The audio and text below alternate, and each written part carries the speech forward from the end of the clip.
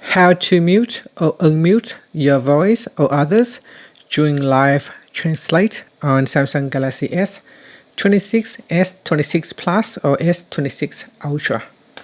First, tap on the home button to return back to the home screen. From the home screen, open up the phone application. Then tap on the More button. After that, tap on the Settings from the menu. In here, go down and tap on Live Translate. Make sure you tap on the toggle button to switch on Live Translate.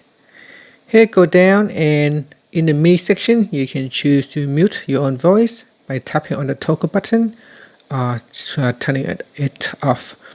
Now go to the other person's settings, and you can also mute their voice as well by turning it on or switch it off. And that's it. Finally, you can tap on the home button to return back to the home screen. Thank you for watching this video. If you find it helpful, please like and subscribe to my channel for more videos.